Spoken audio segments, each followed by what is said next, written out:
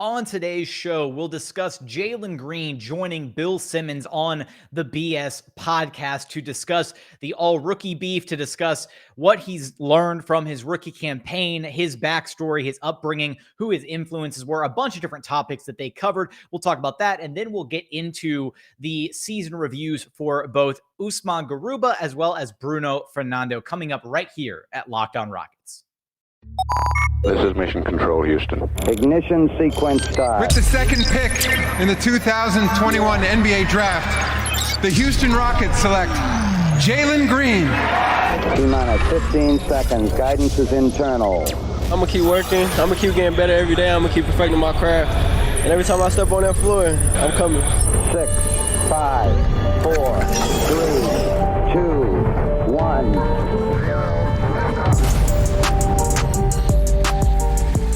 What's up, and welcome to another edition of Locked On Rockets, your daily podcast home for everything Houston Rockets basketball. As always, I'm your host, Jackson Gatlin, native Houstonian, host of Locked On NBA Mondays, host of the State of the Rockets podcast, as well as the founder of ClutchCityControlRoom.com. Be sure to follow along on Twitter at JT Gatlin, and the show, of course, at Locked On Rockets.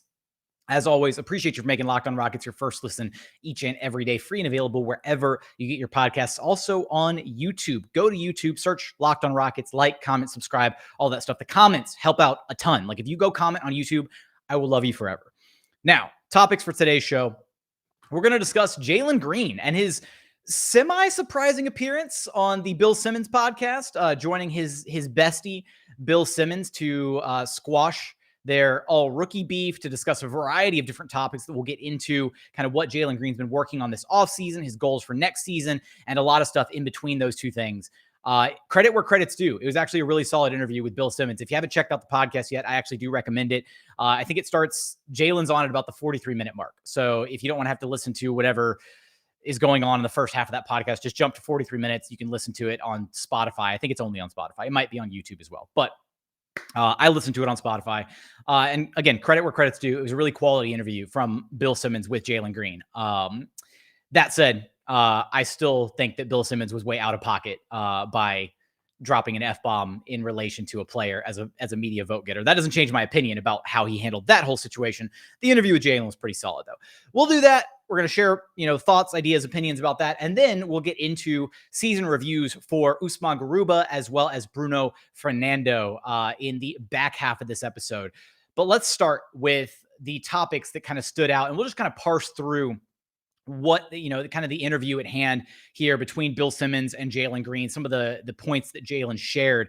And we'll just kind of start at the very beginning, which is just that Jalen really felt that scoring 32 points against the Lakers in that March overtime victory was what kind of started his trend upward and kind of gave him the confidence to end the season on such a high note.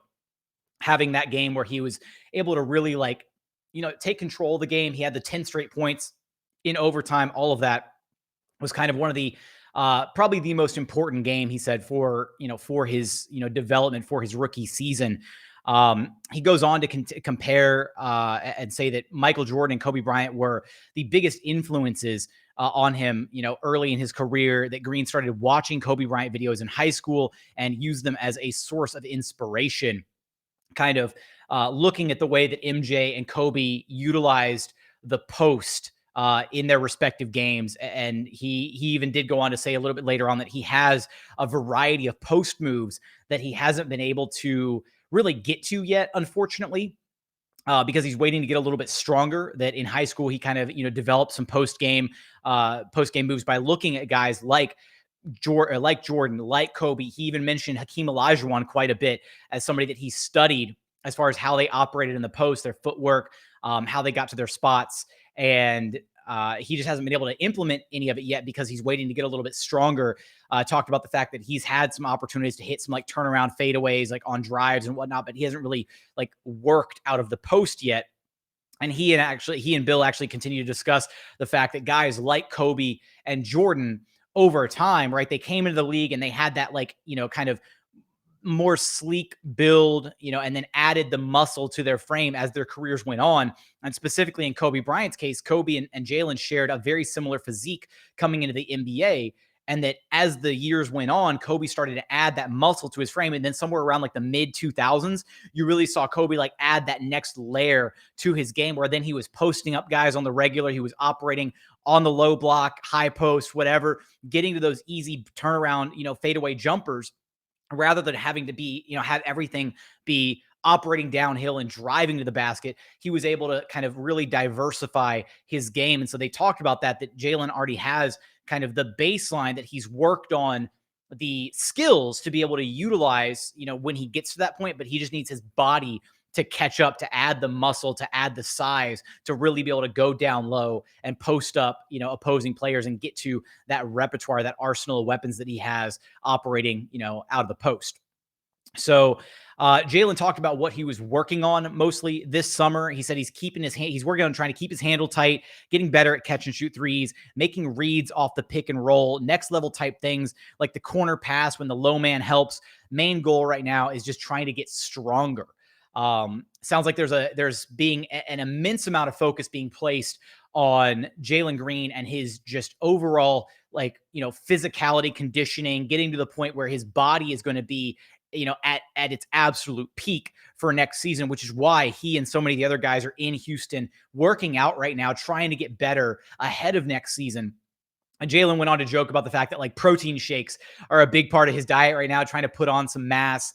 They go back and forth a little bit talking about the fact that, you don't want to if you're Jalen, right, you don't want to put on too much muscle too quickly, right? Because you want to still have the bounce, the explosiveness. You want to still be able to be, have that lethal downhill driving presence, and you don't want to put on too much strength too quickly. Shout out, unfortunately, to, Rockets legend Tracy McGrady, who basically had that exact same thing happen to him, where he put on a lot of mass, he put on a lot of muscle, especially in his upper body. And that's kind of what led to some of the back issues later on in his career. Is T-Mac early on was a little bit more slender, was more of that downhill presence, had a little bit more explosiveness to his game, or a lot more explosiveness to his game, I should say. T-Mac was an incredible athlete, then started getting older, had the injuries piling up. And then he had, all that muscle on his frame that he maybe wasn't used to, and started to slow down a little bit. That's where some of the back issues came in. So you got to be careful when you're an athlete like Jalen Green, who has all that bounce, all that explosion, to not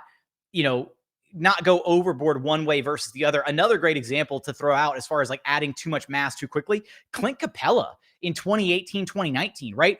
Remember, Clint, in the 17-18 season, was really solid, really it stepped into the starting, stepped into the, second year as a starter, was looking really good, had replaced White, all that. But he put on, I want to say it was 10 pounds of muscle between the 17-18 offseason and the 18-19 offseason. He came back and he was just shredded, yoked out. He looked bigger, and he didn't have that bounce anymore. He didn't have the quick second jump.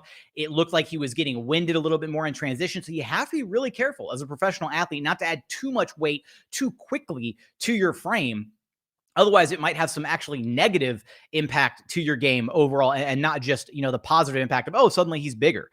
Jalen talked about the fact that he was a football player first, which I thought was kind of cool. Didn't start taking basketball seriously until about 9th grade. He played a little running back, played wide receiver. He's talked about enjoying a rivalry with Anthony Edwards, basically since high school. They got close at USA Basketball, and Jalen talked about having a ton of respect for Anthony Edwards. And even later on in the show, Bill Simmons, kind of pokes and prods at is that a potential rivalry down the line, Ant, Jalen Green, that's between those two guys. The 2-guard spot is kind of on lock for years to come at the NBA level for sure. When it came to, discussing the route that Jalen took to get to the NBA, obviously Jalen went the G League route, but Jalen talked about the fact that it came down to Memphis and Auburn before the G League Ignite came in with their offer. So apparently, could have been with Memphis, could have been with Auburn. So those, I guess, were the final two schools that Jalen had in mind that he could have gone to, I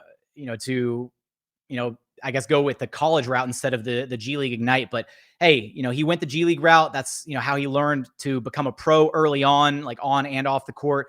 They also offered classes, lessons. So he picked that route, and he got a little bit of money while doing it. So it kind of worked out. Jalen also talked about the the distinction between like the super team era of the NBA as well as like homegrown talent. And Jalen mentions very specifically that he likes the homegrown stuff, the chemistry, everybody playing together, knowing their roles. Bill Simmons kind of alluded to the current iteration of the Golden State Warriors with the fact that, Steph, Clay, and Dre are all homegrown talent. Obviously, they had that super team dynamic in there for a little bit with Kevin Durant, but obviously you've got like the pre-KD Warriors that still won a title. You've got the post-KD Warriors that could be on their way to another title. 4 titles in 8 years. It's impressive stuff, even though it's unfortunate to have to talk about it on a Rockets podcast. It is impressive stuff nonetheless. So, and then he also alluded to the Boston Celtics, the way that they've grown with, Smart, Tatum, Jaylen Brown, like that core of guys, and how they've all kind of grown and come up together since about the, 17-18 season. And Jalen talked about that and was like, very effusive in his praise of the fact that he likes that idea, like the chemistry, growing together, learning each other's tendencies, all that stuff.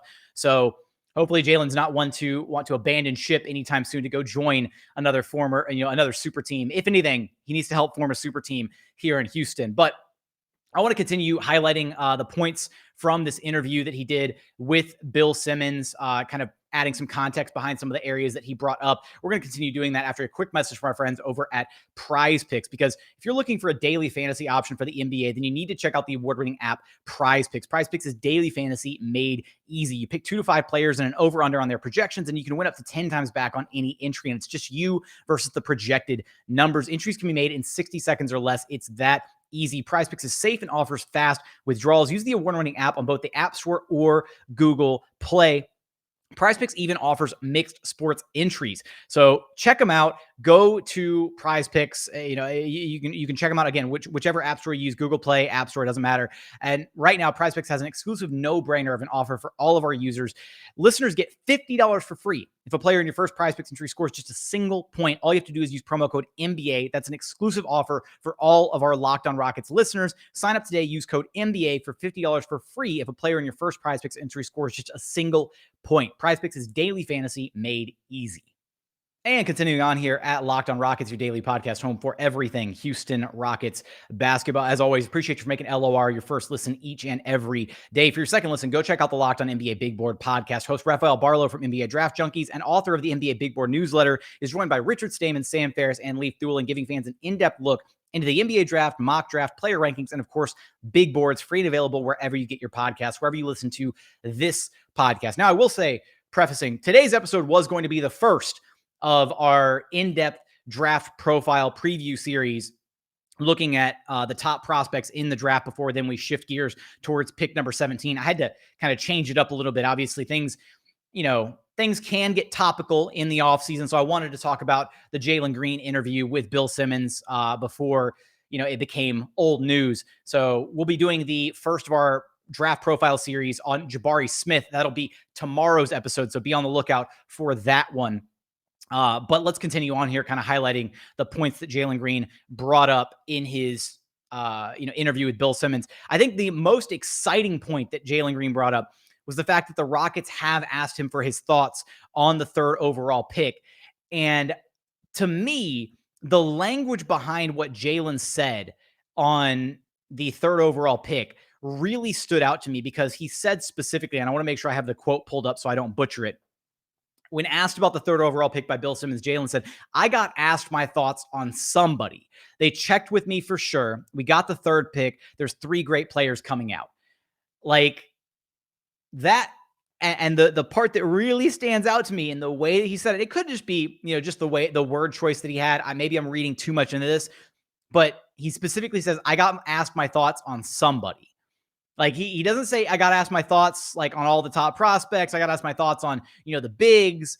It's, "I got to ask my thoughts on somebody." So it sounds potentially like that was maybe a little bit of a slip in where the Rockets specifically have one guy in mind, and they went to Jalen and they were like, "Hey, how do you feel about this guy?" Right? Like, let's not like, "How do you feel about the top guys? Who's your favorite? Who's not? What do you know about all the top guys?" It was, "How do you feel about this guy?" Maybe I'm reading too much into it, but I will say it is like really, I think that the takeaway from this should be the Rockets wouldn't be asking Jalen Green his opinion on the number 3 overall pick if they weren't fairly confident that they were going to make a selection somewhere at the top of the draft, right? Like, you don't go ask your franchise cornerstone about, hey, like, what do you think about these top prospects? Or what do you think about this guy who we think is going to fall to number 3, and then get his insight and then trade the pick, right? So I feel, and again, I felt this way ever since the Rockets landed in the top 3, again, right at the cusp with pick number 3, but they're going to make the pick. They're going to make a top pick somewhere in the top 3. Maybe they trade up to 1 or 2, and maybe that's a far-fetched scenario, pipe dream, pie in the sky scenario, whatever. They're going to make a pick somewhere in that top 3.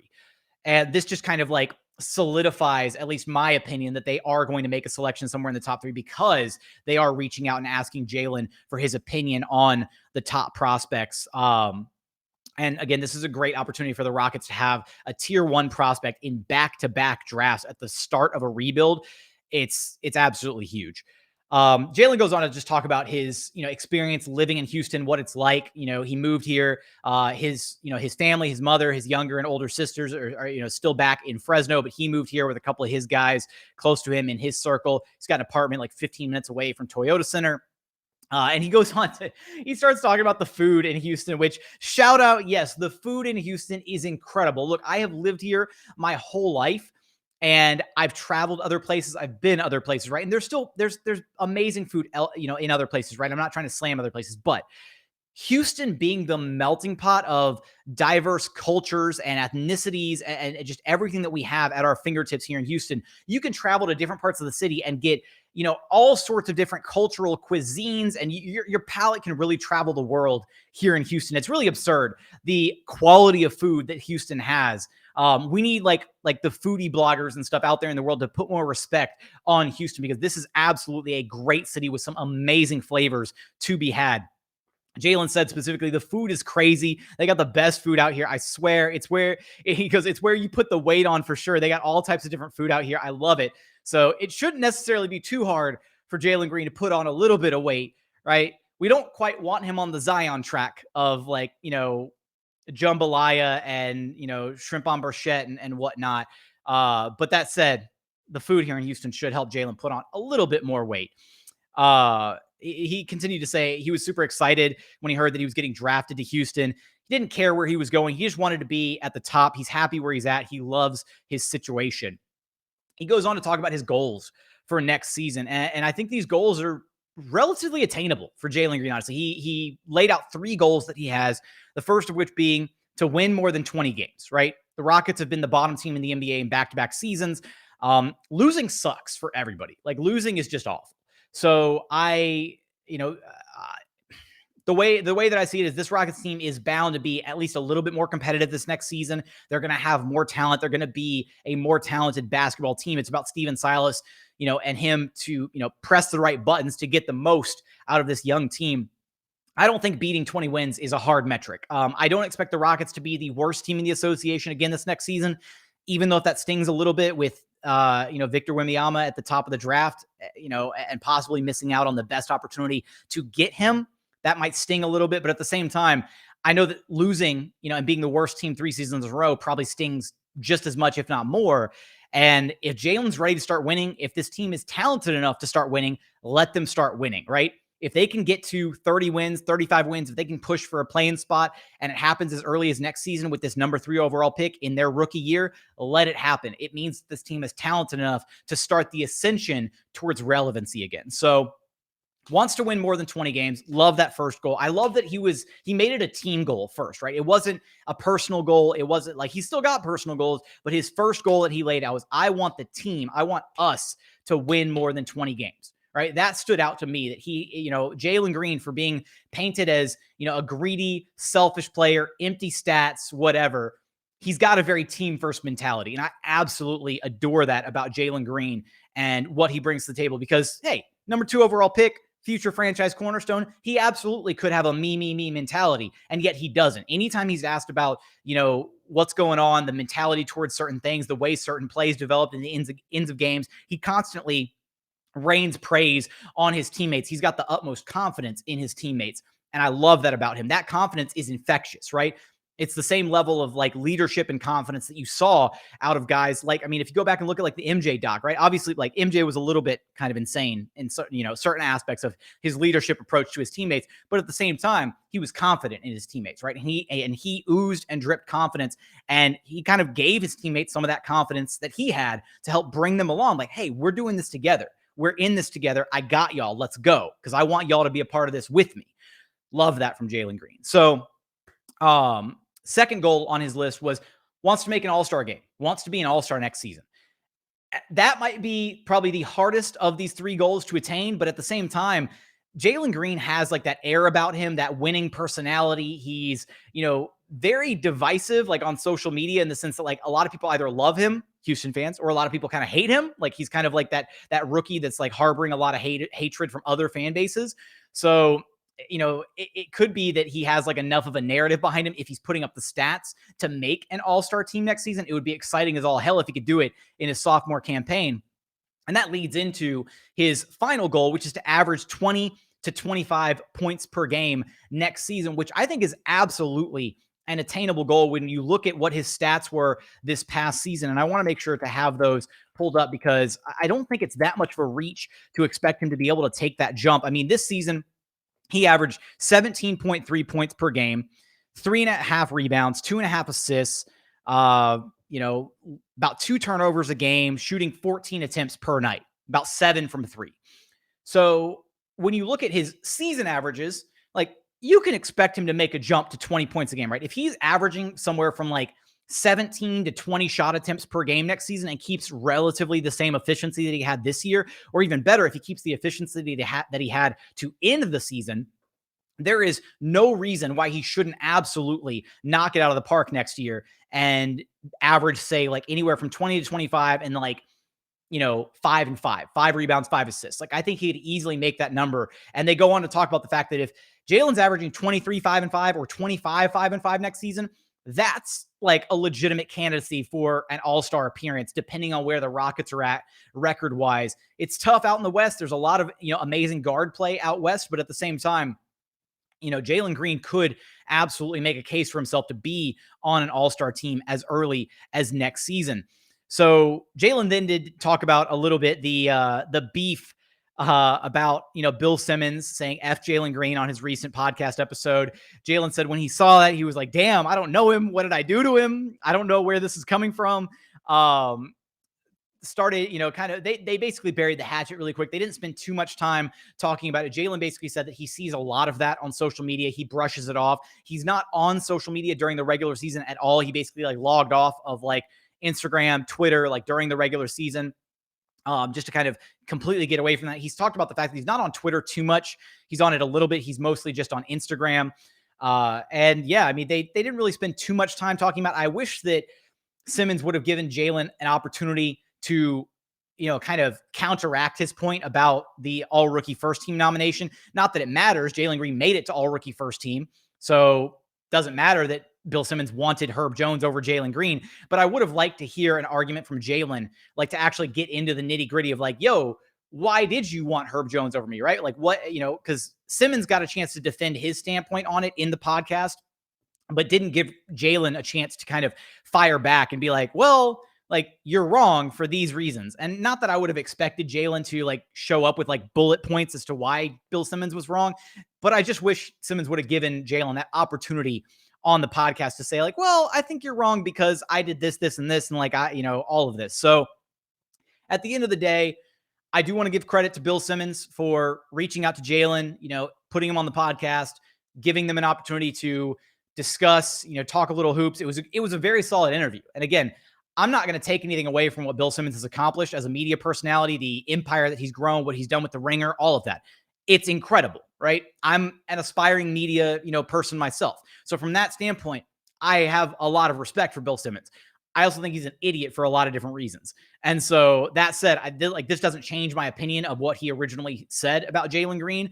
The, slapdash comment about, offhand, off the cuff, F Jalen Green. I don't care if it was said in a joking manner, whatever. I still think it was unprofessional. At the end of the day, that's what it was. It was unprofessional. Somebody in his position shouldn't have made that comment.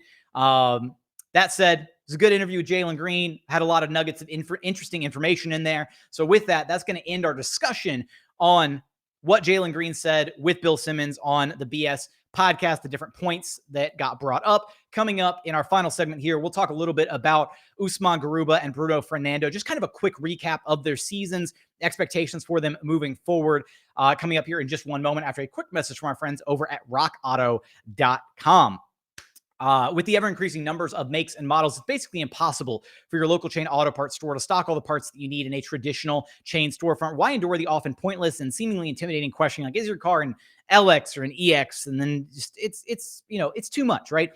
You can save time and money when using rockauto.com. Why choose to spend 30, 50, or even 100% more for the exact same parts from a chain store or car dealership? They've got everything you could possibly need, from brake parts, tail lamps, motor oil, even brand new carpet.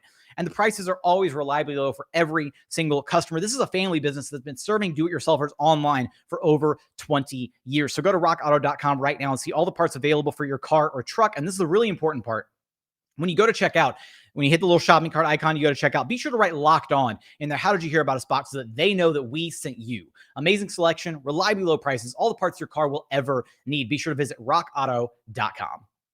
And final segment here at Locked On Rockets, your daily podcast home for everything Houston Rockets basketball. As always, appreciate you for making LOR your first listen each and every day. For your second listen, go check out the Locked On NBA podcast. From the first jump of the play-in tournament to the last possession of the NBA Finals, Locked On experts take you deep inside the playoffs with insight and analysis affecting all 30 teams. Always a ton of fun. I host the Monday show. Be sure to check it out wherever you get your podcasts or on YouTube. Now, let's talk a little here to wrap up the show. Bruno Fernando and Usman Garuba. And of these two guys, I knew that I was going to package these two guys together when doing their Rockets reviews, if only because there's not a ton to unpack here with these two. I think it's pretty straightforward in the sense that the Rockets, I'll start with Usman Garuba. First off, it's unfortunate that Uzi did not, which is still the greatest nickname ever. It's unfortunate that Garuba didn't really get that much of an opportunity to shine this season. I never expected him to be a mainstay part of the Rockets rotation, even when you looked at the way the roster was constructed from the jump, with a veteran center in Daniel Tice, Christian Wood, operating kind of in that 4-5 role. And then Alper and Şengün still ahead of Usman Garuba in the pecking order. Usman was fourth on the center depth chart, essentially, right? Maybe third if you look at Tice and then Şengün as the 1-2 at the center spot, until the Rockets abandoned the first iteration of the double big lineup. But, he just dealt with a lot of adversity his rookie year. Wasn't getting, even garbage time early on in the season, which is just unfortunate. And then had the wrist injury, was sidelined for a significant portion of time because of that. Spent a stint with RGV alongside Josh Christopher. So all that to say that, this first season for Usman Garuba, kind of a wash, right? There's a reason that he's, in Houston getting a lot of work in right now. There's a lot of optimism, a lot of, high expectations for him for this next season. And the fact that he wants to participate in Summer League, right? He told us during his exit interview that he's going to be a part of Summer League. And so I think the biggest thing for him is just he needs an opportunity to get out there on the floor somewhere, in the 8 to 12 minutes a night, nothing crazy, because at the end of the day, his offensive production is still a gigantic question mark, right? He's shown some flashes where he can be kind of on the short roll as that 4-5 big and make the right reads, make the right passes to the next man. But he's not really an above the rim presence, rolling towards the rim. He doesn't really have a polished game finishing around the rim. There's a lot of question marks about his offensive repertoire, but the only way we're going to be able to get a glimpse at that is if we actually see him getting some real-time game reps and playing alongside guys who can be legitimate creators for him, where he can maybe get some of those easy opportunities to get some, some cutting towards the basket, or get some, some putback opportunities at the rim, some second chance points, that kind of thing. Because we know what he brings to the table defensively. Usman Garuba is going to be a borderline all-NBA caliber defender at some point in his NBA career. That, I am certain of. He has all the tools and the instincts to make that happen.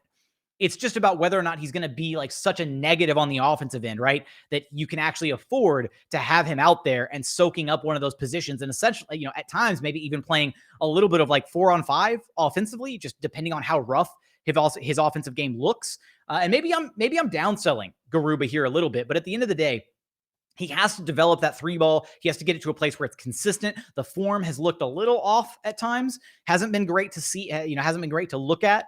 So there's a lot of a lot riding on this offseason to see, how much work he can put in to get to a place where the coaching staff feels confident in his offensive abilities to try and let his defensive prowess shine alongside guys like Alperen Şengün or a Paolo Banchero or a Chet Holmgren or a Christian Wood if he's still in a Rockets jersey next season, all of that.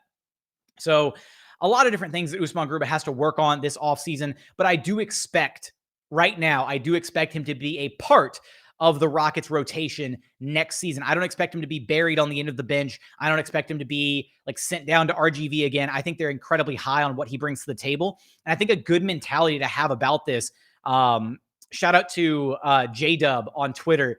But I think that a good mentality to have about Usman Garuba is that the Rockets are effectively walking away with another first-round draft pick this year, right? Because his rookie season was kind of a wash. So treat Usman Garuba as if the Rockets have another first-round draft pick this season that they're walking into the year with, somebody to be really excited about that you can kind of really get a first chance look at, since we never really got a true in-depth look at what he could bring to the table. Now, switching gears here to Bruno Fernando, I do think that there might be something there with Fernando. I think that when you see the production that he was able to put up, I mean, he's got some legitimate size, and I think his offensive game is quite a bit more polished than what I was overall expecting when the Rockets picked him up by way of the Boston Celtics in the Dennis Schroeder, Daniel Tice trade. Honestly, he was kind of just a throw-in for the Celtics to match bodies, but the Rockets may have gotten a guy that could be like a piece that they maybe want to keep at the end of the bench, potentially like have somebody hanging around who could have some potential. Unfortunately, at the end of the day, there's going to be a roster squish at some point, right? Because if they don't trade John Wall, then you've only got 14 roster slots to choose from. And the Rockets can't effectively allocate, let's say this, Christian Wood, Alperen Şengün, top 3 pick, Bruno Fernando, Usman Garuba. Like, that's 5 bigs right there. 5 bigs across 14 roster spots. You can't realistically expect the Rockets to have that many bigs, that many like 4 or 5s. And that's not even counting the fact that like KJ Martin's kind of like in that mold. Jae'Sean Tate was playing the 4 last season. Like, although those guys are more like obviously the wing archetype on a traditional team if they're not playing small ball. But eventually you just run out of roster spots. And even though Bruno Fernando showed like some flashes and some promise, the Rockets just may not be in that position because of the roster squish that they're under to hold on to him, even though he showed some flashes of talent. Again, I'd love for them to be able to maybe hold on to him and have him just at the end of the bench, maybe have, allocate some minutes here and there. But between the top 3 pick that they bring in, between that, Alperen Şengün, and Usman Garuba, like those are the 3 guys that I really want to see get the majority of minutes at the 4 or 5 spot next season for the Rockets. I am still kind of hell-bent on the idea of the Rockets moving on from Christian Wood at this point, because I don't want to see Christian Wood, getting 30, 36 minutes a night and absorbing all the shot attempts from, Alperen Şengün, from the number 3 overall pick, from Jalen Green, from Kevin Porter Jr. And I have my reservations about Christian Wood being able to accept a lesser role alongside some of these guys because he's the more established player, because he's arguably one of the more talented players on the roster. And I just don't know if he has the mentality to be able to accept a lesser role. So all that said, there's already so many guys that would be ahead of Bruno Fernando in the pecking order. It probably doesn't make sense for the Rockets to hold on to him.